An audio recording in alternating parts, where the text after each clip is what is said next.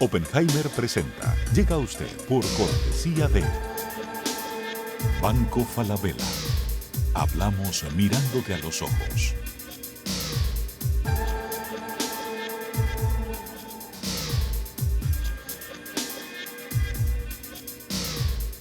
Gin Group, líderes en administración integral de capital humano.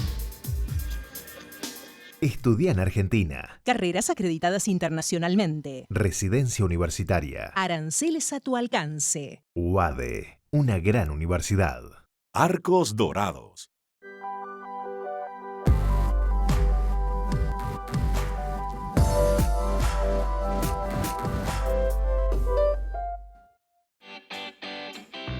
Ingresa en lacaja.com.ar, asegura tu auto y llévate un 15% de descuento por medio año. La Caja, así de simple. ¿Sabías que según un estudio de la Universidad de Oxford, casi la mitad de los trabajos actuales podrían dejar de existir en 10 años? La inteligencia artificial llegó para quedarse. ¿Cómo te va a afectar la automatización? ¿Cuáles son los trabajos del futuro? Andrés Oppenheimer te lo cuenta en su nuevo libro, Sálvese quien pueda. Y no te quedes atrás.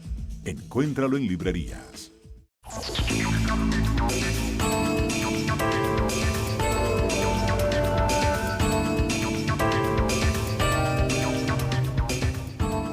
Hola, ¿qué tal? ¿Cómo les va? Soy Andrés Oppenheimer. Gracias por estar con nosotros. Hoy vamos a tener la rara oportunidad de hablar con una figura clave que está en el centro del escenario político de Estados Unidos, pero que muy rara vez da una entrevista. Me refiero al director, o como se dice en Estados Unidos, el editor ejecutivo del Washington Post, Marty Baron. El presidente Trump acusa al Washington Post, al New York Times, a la CNN y a varios otros medios de ser supuestamente los enemigos del pueblo. Según dice Trump, los periodistas inventamos fake news, noticias falsas, supuestamente para perjudicarlo. Y en numerosas ocasiones ha denunciado a estos y otros medios y a sus periodistas por su nombre, diciendo que somos sus opositores políticos y que queremos tumbarlo mediante supuestas cacerías de brujas. Los periodistas, por otro lado, sostenemos que es nuestra obligación reportar los hechos como son y cuando un presidente miente, bueno, decirlo con todas las letras. ¿Quién está ganando esta batalla? Trump tiene el megáfono de la presidencia de la Casa Blanca, desde donde acusa a los periodistas casi todos los días. Pero los responsables de los grandes medios de comunicación raramente salen a contestarle. Prefieren que sus reportajes y sus fotografías y sus videos hablen por sí solos. Y según el Washington Post, que lleva un conteo diario de las afirmaciones no sustentadas de Trump, el presidente ya lleva más de 13.000 afirmaciones falsas o infundadas desde que asumió el poder. Escucharon bien, más de 13.000. Hoy le vamos a preguntar sobre todo esto y mucho más al director del diario Washington Post. Este es un personaje legendario. Saltó a la fama cuando la película Spotlight, conocida en español como En Primera Plana, ganó el Oscar a la mejor película en el 2016. Su personaje central era precisamente Marty Baron. Estaba basado en la figura de Marty Baron cuando era periodista del Boston Globe y cuenta la historia de la investigación que dirigió en ese periódico sobre los abusos sexuales de los sacerdotes católicos en las iglesias de Boston. Aunque antes del Boston Globe, Marty Baron había sido el director del Miami Herald, donde tuve el privilegio de trabajar con él, para él, durante varios años. Vamos a preguntarle sobre Trump, sobre la independencia de los medios en la era de los populismos, sobre el auge de las noticias falsas, sobre las redes sociales y varios otros temas. Y más tarde en el programa vamos a cambiar de tema. Vamos a hablar con uno de los más grandes artistas plásticos mexicanos, Sergio Hernández. Son obras de gran formato sobre el tema, es el tema que nos preocupa a muchos artistas, que es esta destrucción de la naturaleza en el mundo y este salvajismo de explotación en todas las selvas y en todo el agua, ¿no? Entonces he tomado como tema la selva y principalmente es el tema de Caminando por la Selva. Sergio Hernández abrirá su muestra más grande en Estados Unidos el 22 de noviembre en la Galería Durban Cenini de Miami, con más de 23 obras, muchas de ellas monumentales. Le vamos a preguntar sobre esta muestra y qué quiere transmitir con las selvas y las criaturas fantásticas que son el motivo de muchas de sus obras. Bueno, vamos directamente a la entrevista con el editor ejecutivo del Washington Post, Marty Baron. Veamos.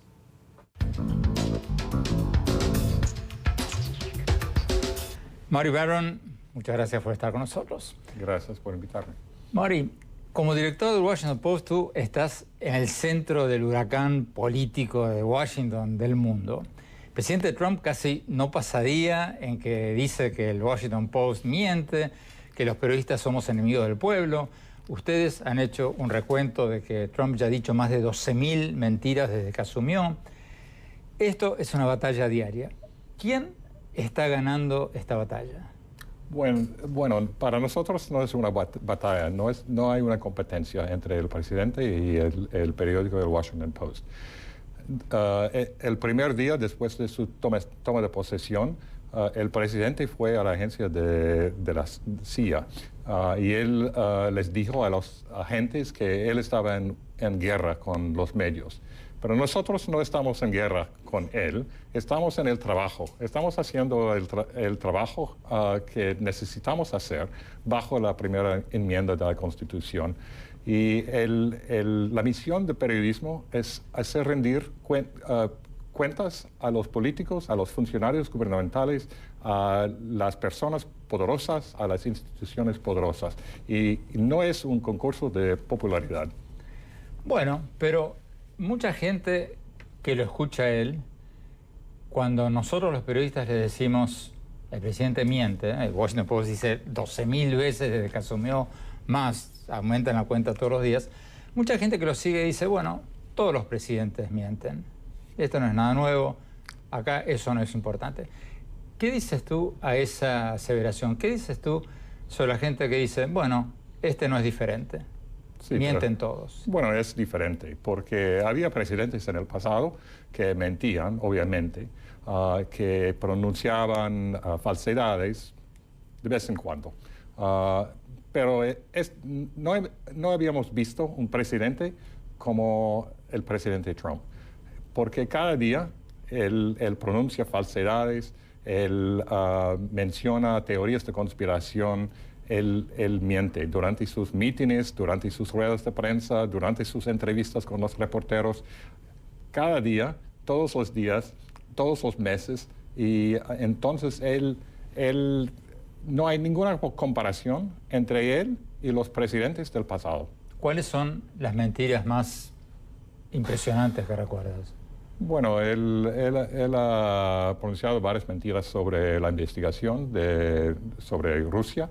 Y, por ejemplo, él tuvo que confesar algunas mentiras sobre la reunión con su hijo.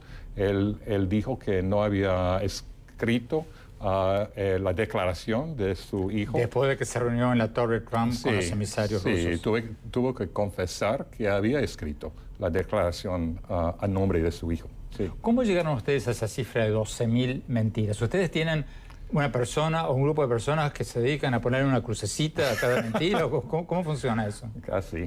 Hay un equipo de 3 personas. Ellos hacen el cuento de eso y ellos hacen la investigación de sus aseveraciones. Y tenemos la obligación, como periodistas, de verificar las aseveraciones de los políticos. ¿Qué definen ustedes como una mentira? Porque todos los políticos exageran o dicen medias mentiras, medias verdades. ¿Cómo definen ustedes una mentira para incluirla en ese número de 12.000 que crece todos los días? Por lo general hablamos de las falsedades o las declaraciones engañosas. No hablamos de las mentiras. Para una mentira, él tiene que saber que lo que está diciendo es falso. ¿Y él sabe o se convence a sí mismo? No puedo descifrar su mente. No, es bien difícil. ¿Qué tenemos que hacer los periodistas cuando, y esto no va solo para Trump, sino para cualquier presidente, cuando un presidente miente? El otro día hubo un caso muy controversial aquí en Estados Unidos, que una presentadora de MSNBC, mientras el presidente estaba hablando, interrumpió la transmisión y dijo, eso es una mentira. ¿Está bien o mal eso? Bueno, tenemos 2 obligaciones. Tenemos la obligación de enterar al público de lo que dicen los políticos. pero tenemos que ir más allá de eso. Tenemos que verificar la información de los políticos, las aseveraciones de los políticos. Tenemos que decir la verdad. Tenemos que verificar lo que digan los políticos. ¿Está cambiando el rol nuestro de los periodistas? Porque cuando tú eras mi jefe en el Miami Herald hace varios años... Fue un placer.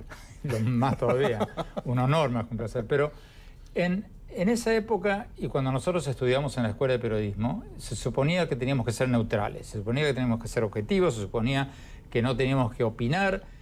Ahora, hoy, el Washington Post tiene en su logo el lema, la democracia, ¿cómo es? Muere en la oscuridad. Muere en la oscuridad, como diciendo que es el deber del periódico defender la democracia. Sí. Que es una postura política. Es una postura política. Bueno, sí. Hay una gran diferencia, hay una gran brecha entre un prejuicio y un principio. El lema significa nuestro principio, el principio y el propósito central del periodismo. El propósito central del periodismo es hacer rendir cuentas a los políticos, a los funcionarios gubernamentales, a las instituciones poderosas y las personas poderosas. Es una misión y tenemos que cumplir esa misión. Pero, Mario, cuando un presidente miente, cuando el presidente Trump decía antes de ser presidente que el presidente Obama nació en Kenia, ¿qué es lo que tenemos que hacer los periodistas? Reportar, el presidente Trump dice que Obama nació en Kenia y después buscar un político opositor que diga no es cierto, no nació en Kenia y darle el mismo espacio. No, claro. Deberíamos decir que él está repitiendo una mentira sobre el historial de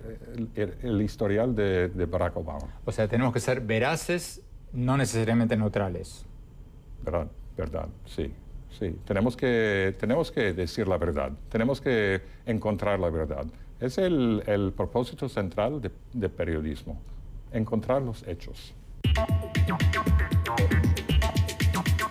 Tenemos que ir a un corte. Cuando volvamos, vamos a ver lo que nos dijo el director del Washington Post cuando le preguntamos si cree que Trump va a ser sometido a un juicio político. No se vayan, ya volvemos.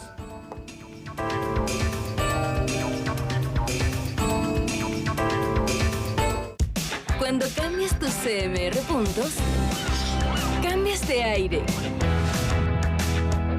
de aroma,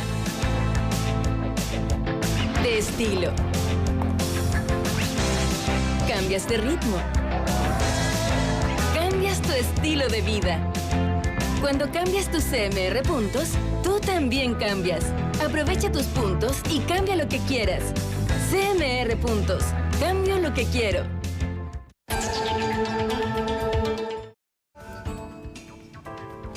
Gracias por seguir con nosotros. Estamos conversando con una de las figuras claves del escenario político de Washington, un hombre que rara vez da entrevistas. El director o editor ejecutivo, como se dice en Estados Unidos, del Washington Post, Marty Baron.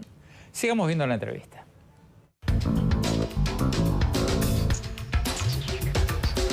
Marty Baron, tú estás más enterado que nadie sobre lo que está pasando en Washington. ¿Tú crees que este procedimiento de juicio político de Trump, ¿tú crees que los demócratas van a terminar haciéndole un juicio político? No sé, no soy comentarista sobre la política. ¿Pero cuál es tu vamos a ver, porque la situación puede cambiar. Obviamente el presidente tiene el control del Partido Republicano y él tiene el apoyo de la gran mayoría de los republicanos y no hay ninguna evidencia que va a perder ese apoyo. Sin embargo, depende de lo que descubren los investigadores.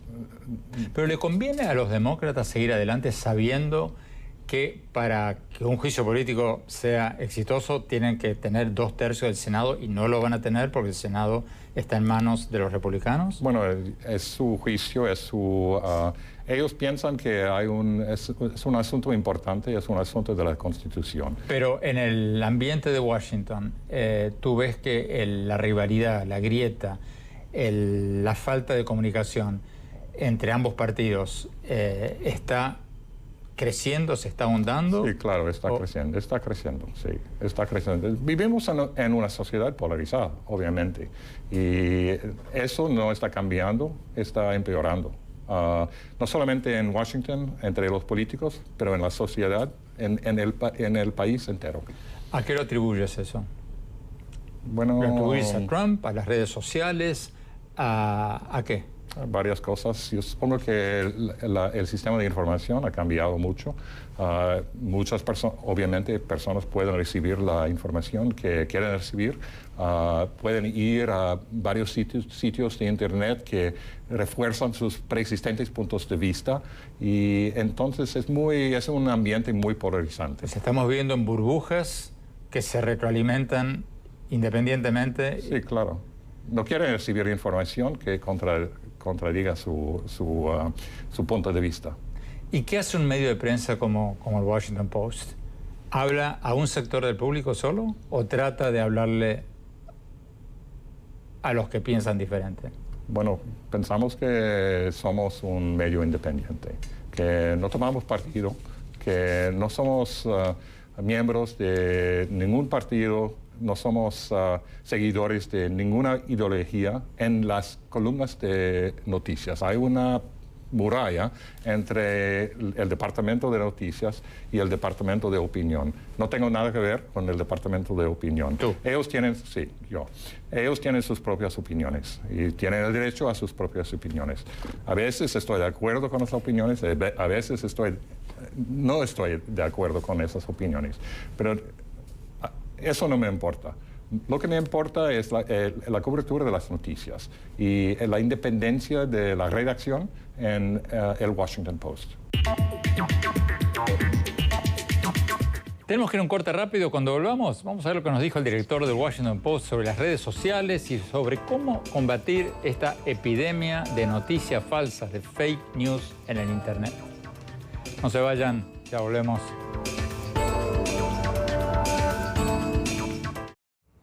Hola, soy Andrés Oppenheimer. Dentro de muy poco estaré en Perú y en Colombia para hablar de mi libro Sálvese quien pueda, sobre cuáles de nuestros trabajos van a ser reemplazados por la inteligencia artificial y los robots, y cuáles son los trabajos y las carreras con más futuro.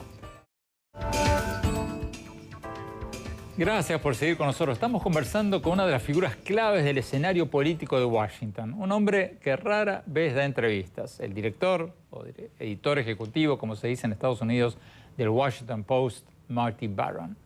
Sigamos viendo la entrevista.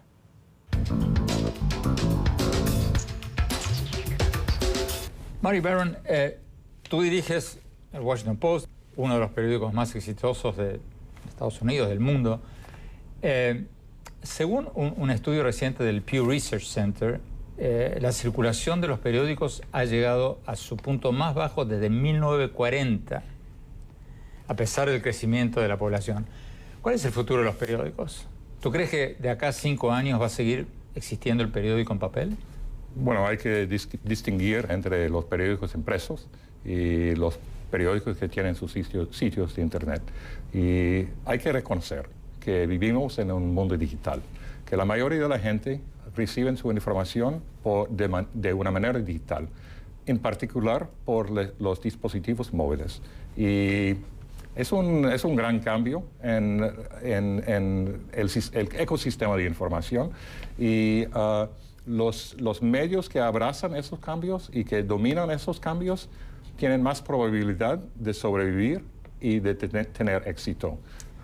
¿Cómo va a funcionar financieramente eso? Porque hoy día uno de los problemas que tiene tu periódico, todos los periódicos, es que Google transmite la opinión, o sea, la noticia del Washington Post o del Miami Herald o de cualquier otro periódico, y Google se queda con buena parte de la publicidad, sin tener que pagar a periodistas, sin tener que pagar a camarógrafos. ¿Cómo se va a resolver eso? Bueno, no sé, pero es importante que los periódicos encuentren otras fuentes de ingresos. Y en particular tienen que desarrollar el mercado de suscripciones. Y es importante que los lectores paguen para la información. No podemos sobrevivir difundiendo información gratis. ¿Y está cambiando el hábito del lector? Porque muchos lectores se acostumbraron tanto en los últimos 10, 15 años a recibir noticias gratis, sí, que les cuesta pagar. ¿Está cambiando eso o no? Bueno, ha cambiado en los Estados Unidos. En el año 2013 en el Washington Post no tuvimos ningunos suscriptores digitales. Pagos. Pagos, sí. Y ellos teníamos suscriptores para el periódico impreso, pero no para el sitio de internet o los apps. Y ahora tenemos más de 1.500.000. Anunciamos que habíamos alcanzado ese nivel al fin del año pasado. Y hemos visto un crecimiento desde esa fecha. Pero el periódico en papel todavía genera más dinero que... Eso está cambiando también. ¿Sí? Sí, está cambiando, sí. Y hemos visto un crecimiento en el mercado de suscripciones digitales en los Estados Unidos. Y hay evidencia que hay un mercado para suscripciones digitales en otros países también. Hemos visto un crecimiento de suscripciones digitales en Argentina, en Brasil. Pero es un reto, es un reto. No quiero decir que es algo fácil, es algo difícil. Ustedes en el Washington Post están empezando a entrar en el mercado de América Latina, ¿verdad? Sí. ¿Qué están haciendo? Sí, un poquito, sí. ¿Qué están haciendo? Bueno, anunciamos que íbamos a lanzar una iniciativa para una sección digital con opiniones de América Latina, de escritores latinoamericanos. Y iniciamos ese sitio hace un mes. Y en el mes de noviembre, espero, vamos a lanzar un podcast también, 2 veces por semana, en español. Tenemos que ir a un corte. Cuando volvamos, seguimos hablando con el director del Washington Post. Y después vamos a hablar con el gran artista mexicano Sergio Hernández. No se vayan, ya volvemos.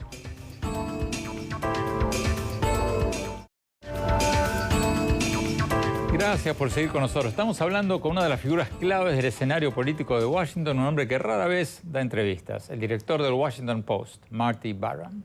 Sigamos viendo la entrevista.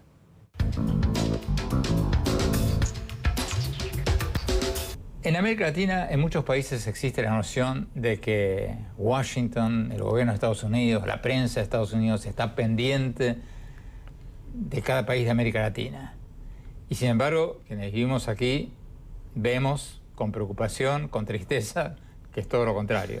O sea, uno prende los canales de televisión que ven la gran mayoría de los estadounidenses y a veces pasan semanas sin ni una noticia ni siquiera de Venezuela, la crisis humanitaria más grande de la región, una de las crisis de migración más grandes del mundo, o la crisis en estos momentos más grande del mundo.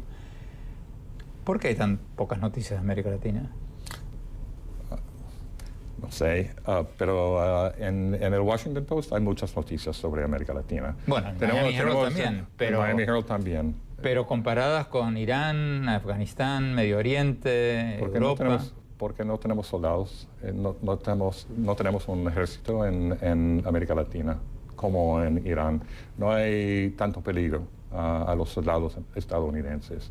Y hay más conflictos allá y parece que los conflictos en el Medio Oeste afectan más a los Estados Unidos. Entonces, la mayoría de los estadounidenses pueden distanciarse de lo que está pasando en América Latina. Y muchas personas piensan solamente del narcotráfico, de la inmigración y quizás de la pobreza en América Latina, pero no saben mucho de la región. Deben saber más de la región porque América Latina ha tenido un gran efecto sobre la cultura de los Estados Unidos y la política de los Estados Unidos también. Y tenemos la obligación de entender lo que está pasando ahí, porque puede afectarnos y también es interesante. Bueno, tú eres una excepción a la regla. ¿Cómo aprendiste español? Lo empecé a estudiar cuando yo trabajaba en Los Ángeles, en los años 90, cuando yo era periodista ahí para el Los Angeles Times. Había visto la ola de inmigración en Miami cuando empecé mi carrera aquí en el año 76 y cuando me mudé a Los Ángeles veía la ola de inmigración ahí y estaba pensando en que el español se había convertido en el segundo idioma del país. Entonces yo pensaba que sería una buena idea aprender el idioma y tener la capacidad de entender lo que está pasando en cada rincón de la comunidad y del país. Y yo quería tener la capacidad de de ver las noticias en la televisión o escuchar las noticias en las emisoras de radio y tener una conversación, comunicarme con la gente en la calle. ¿Cómo ves la prensa en América Latina comparada con la de Estados Unidos? Bueno, no soy experto en ese tema, pero yo supongo que parece que hay muchas personas en América Latina que albergan sospechas sobre la independencia de la prensa y es una sospecha aquí en los Estados Unidos también, pero hay parece que hay muchas personas en América Latina que albergan sospechas sobre la independencia y obviamente ellos sienten mucha presión del gobierno, por ejemplo, en México, debido a AMLO, y en otros países también, en Brasil y otros países. Entonces, yo creo que es importante que ellos tienen que encontrar su propio camino y no puedo aconsejarlos. ¿Qué respondes a la gente en América Latina que dicen que eso pasa en todos lados, incluso en Estados Unidos? ¿Qué, cómo?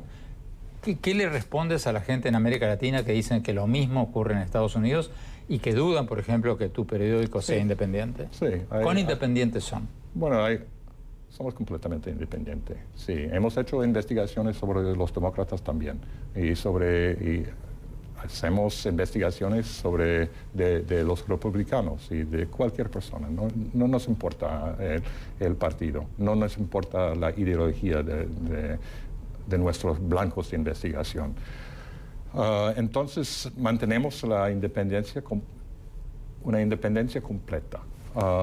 Sin embargo, sí, es verdad que hay muchas personas que sospechan, que albergan sospechas sobre nuestra independencia. Sí, claro. ¿Qué les dices a quienes te dicen, bueno, pero el dueño del Washington Post es Jeff Bezos, el dueño de Amazon, la compañía más poderosa de Estados Unidos? Si el gobierno le pide algo a Jeff Bezos, el fundador de Amazon, Jeff Bezos levanta el teléfono y llama al Washington Post, y te llama a ti y dice, Marty Byrne, bájale el tono a esta noticia. Nunca ha pasado, nunca. Obviamente el presidente está tratando de llevar presión contra Jeff Bezos, el propietario del Washington Post, y él ha amenazado a Bezos varias veces. De Jeff varias Bezos maneras. Nunca me ha llamado sobre la presión del presidente. Nunca se ha metido en la cobertura del Washington Post. Nunca ha recomendado una historia. Nunca ha suprimido una historia. Nunca ha criticado una historia. Nunca se mete en el periodismo del Washington Post. Él quiere que tengamos nuestra independencia. Él cree en la misión del periodismo. Bueno, eso te iba a preguntar, porque mucha gente que nos estará viendo debe estar pensando, entonces, ¿para qué compró el Washington Post? Bueno, yo creo que él estaba interesado en crear un modelo sostenible para el periodismo. Yo creo que él creía en la misión del periodismo en una democracia. Que para él fue un reto. Y en comparación con su inversión en Amazon, es una inversión muy pequeña. Tenemos que ir a un corte. Cuando volvamos, vamos a hablar con el gran artista plástico mexicano Sergio Hernández, que pronto va a inaugurar su mayor exhibición en Estados Unidos. Y después, mi opinión sobre todo lo que acabamos de hablar con el director del Washington Post. No se vayan, ya volvemos.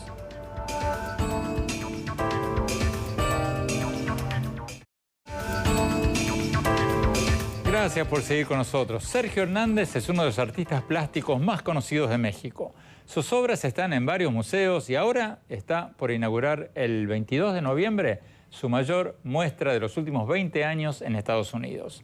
Va a ser una muestra de 23 obras, muchas de ellas monumentales, en la Galería de Urban Zenini de Miami. Hablamos con él hace pocas horas. Veamos lo que nos dijo.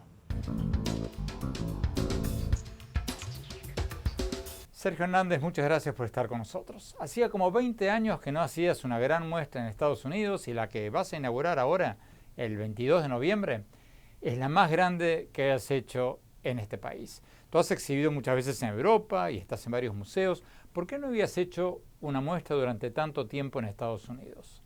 Bueno, sí, es algo que ni yo mismo me lo he explicado, pero lo que ha sucedido es que yo aquí en México me va muy bien. Estoy muy arropado con mi obra aquí, reconocido, y he tenido invitaciones más bien en Europa, de muchas exposiciones, pero en Estados Unidos no había yo como incursionado, pero ahora siento esa necesidad de incursionar en Estados Unidos. Las 23 obras que vas a presentar el 22 de noviembre en la Galería Durban Cenini de Miami tienen muchos de los temas que aparecen en toda tu obra, sobre todo las selvas. Cuéntanos un poco de esta muestra. Son obras de gran formato sobre el tema, es el tema que nos preocupa a muchos artistas, que es esta destrucción de la naturaleza en el mundo y este salvajismo de explotación en todas las selvas y en todo el agua, ¿no? Entonces he tomado como tema la selva, y principalmente es el tema de Caminando por la Selva. Son historias literarias que se reflejan en los colores verdes, en estos formatos grandes que voy a exponer en la exposición de Cenini, la Galería de Cenini. ¿Por qué hay tantos insectos y tantas ballenas en tus obras? Esas criaturas fantásticas que aparecen en tus obras, ¿qué son? Bueno, en el caso de temas de mar, están inspirados en Álvaro Mutis, en la ballena de la Moby Dick, y en cuanto a los insectos, tienen que ver con películas, ¿no?, del neorrealismo italiano, y en donde aparece, bueno, lo alemán, el expresionismo alemán, que todos estos personajes, fenómenos, son como pequeños insectos, pequeños animales que deambulan por el cuarto. Entonces sobre todo son imágenes reveladoras en cuanto a los sueños, a la parte lúdica de mis sueños, de mis imágenes inconscientes, que son pues la familia. Pero finalmente es una forma de expresión que encontramos en Oaxaca, pues comemos chapulines todos los días. Muchas de las obras que vas a presentar en esta muestra en Miami son gigantescas y en azules y rojos muy vivos. Antes solías pintar más en tonos marrones y negros, más lúgubres. Esos rojos de tus nuevas obras, ¿son rojos de alegría, de optimismo, o son rojos de sangre? De las dos cosas, pero sobre todo, básicamente es la experiencia de la colocación del color al modo renacentista, que es una forma de transparencias muy delgadas de colores, partiendo del fondo de blanco de plomo, y posteriormente estas capas, con la reflexión de la luz, se van haciendo luminosas, son capas y capas de diferentes rojos cadmios. Incluso hay cuadros de grana cochinilla que es el alisariente crimson, que es un insecto que vive en los nopales, que se trabajó en la época precolombina en los textiles, y que es muy permanente esos rojos, pero ese rojo se logra a través de puras transparencias, y igual que los azules de lapislázuli, que es el color renacentista y que es un color que vale más que el oro, el kilo de lapislázuli ha de andar sobre $70,000. Estos colores ya no se usan, pero todavía se encuentran en el mercado, y yo he querido experimentarlos, y he trabajado estas obras de gran formato con cobaltos, con azul de Prusia, pero todo a modo de transparencia. Entonces, todo esto tiene que ver en los rojos, y en los azules tiene que ver con el mar, con la naturaleza, que estos mares están llenos de basura. Y entonces me llama mucho la atención ver en el mar ya pescados que comen plástico. Entonces, he tratado de hacer algo poético a través de este drama de nuestro planeta. Tenemos que ir a un corte. Cuando volvamos, mi opinión sobre lo que nos dijo el director del Washington Post, Marty Baron, en el programa de hoy. No se vayan, ya volvemos. Hola, soy Andrés Oppenheimer. Dentro de pocos días estaré en Perú y en Colombia para hablar de mi libro Sálvese quien pueda, sobre cuáles de nuestros trabajos van a ser reemplazados por la inteligencia artificial y los robots, y cuáles son los trabajos y las carreras del futuro. Muchas gracias por seguir con nosotros. Mi opinión sobre lo que nos dijo hoy en la entrevista que le hicimos a Marty Baron, el editor ejecutivo, como se dice en Estados Unidos, del diario Washington Post. Es un hombre que está en el centro del escenario político de Estados Unidos, del mundo, pero que rara vez da entrevistas. Como les contaba al principio del programa, Marty Baron fue mi jefe durante varios años en el Miami Herald, antes que pasara a dirigir el diario Boston Globe y de allí fuera al Washington Post. Se convirtió en una celebridad mundial cuando la película Spotlight, que en español se llamó En Primera Plana, ganó el Oscar a la mejor película en el 2016. La película se basa en la historia de cómo Baron dirigió la investigación periodística que reveló los abusos sexuales de los sacerdotes católicos en Boston en el 2002. De allí, Baron pasó a dirigir el Washington Post, que hoy día es uno de los medios que más despiertan la ira del presidente Trump. Me gustó mucho la postura de Baron cuando le pregunté quién está ganando esta pelea entre Trump y varios de los grandes medios de Estados Unidos, en que Trump nos acusa a los periodistas que reportan cosas que no le gustan, como los enemigos del pueblo. Baron dijo, ustedes lo escucharon, que nosotros no estamos en ninguna batalla con Trump. Simplemente estamos haciendo nuestro trabajo, respaldado por la Constitución, de hacer rendir cuentas a los políticos. Cierro comillas. Me pareció una respuesta atinada, que debería ser tomada como bandera por los medios independientes en todas partes. Porque los medios no tenemos que estar en guerra con nadie. Tenemos que simplemente hacer nuestra labor de hacerle rendir cuentas a los políticos, no solo por sus promesas incumplidas, sino también por sus afirmaciones falsas o por sus mentiras burdas. Y esa labor es hoy más importante que nunca, porque lamentablemente estamos viviendo en una era de cada vez más populismos autoritarios, en que cada vez más presidentes controlan todos los resortes del poder. Y si no hay una prensa independiente, desaparecen los controles, desaparecen los pesos y contrapesos, y florece la corrupción y los abusos de poder de todo tipo. Entonces, a mí me parece excelente que los medios independientes cotejen las afirmaciones de los presidentes, de los políticos en general, con la realidad. Me parece excelente que el Washington Post, por ejemplo, lleve un conteo de las falsedades que dice Trump, cuyo número, según el diario, ya sobrepasó las 13.000 desde que asumió el mando. Cuando Trump dice que los periodistas somos, abro comillas, los enemigos del pueblo, cierro comillas, bueno, que lo diga todas las veces que quiera. Pero nuestra postura tendría que ser seguir siendo, como nos dijo Baron, como nos dijo el director del Washington Post, hacer nuestro trabajo respaldado por la Constitución de hacer rendir cuentas a los políticos. En muchos países, si no lo hace la prensa, no lo puede hacer nadie. Bueno, para quienes quieran ver esta entrevista de vuelta, muy pronto lo vamos a poner en mi blog, andresopenheimer.com.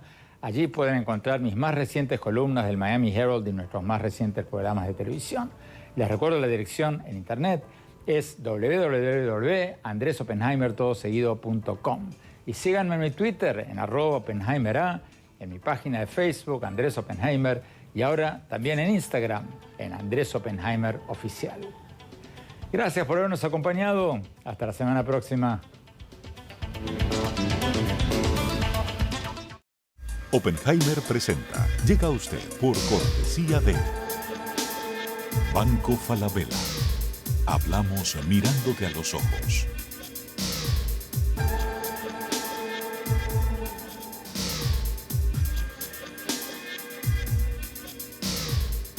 Gingroup, líderes en administración integral de capital humano. Estudia en Argentina. Carreras acreditadas internacionalmente. Residencia universitaria. Aranceles a tu alcance. UADE, una gran universidad. Arcos Dorados.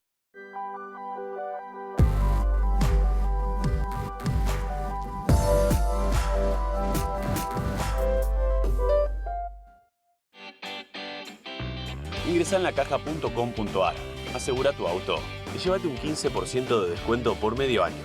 La Caja, así de simple.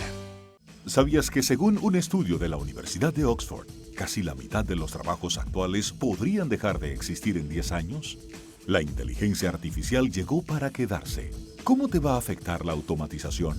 ¿Cuáles son los trabajos del futuro? Andrés Oppenheimer te lo cuenta en su nuevo libro, Sálvese quien pueda. Y no te quedes atrás. Encuéntralo en librerías.